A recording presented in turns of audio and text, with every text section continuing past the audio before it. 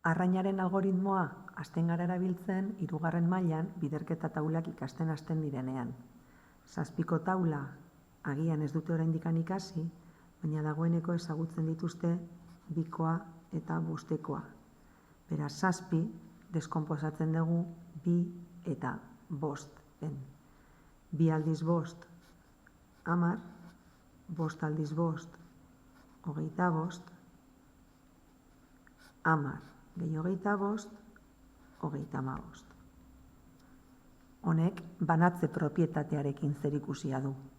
Aurrerago, erabili dezakegu zenbaki handiagorekin.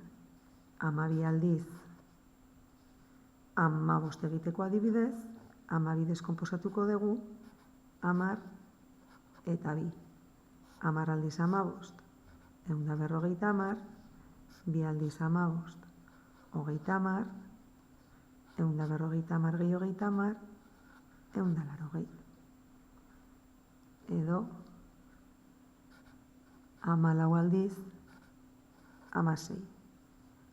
14 deskonposatuko dut 10 gehi 4, 10 aldiz 16, 160, 4 aldiz 6, 2 aldiz 16, 32 denez, 4 aldiz 6, 64.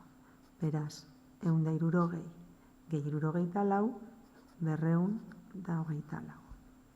Edo adibidez, 25 aldiz 15. Deskonposatzen dut, 20 aldiz eta 5 aldiz. 2 aldiz 15, 30 denez, 20 aldiz 15, 300. 5 aldiz 15, 5 10en erdia denez, 10 aldiz 15, 150, 5 aldiz 15, 315. Beraz, 300 eta 315.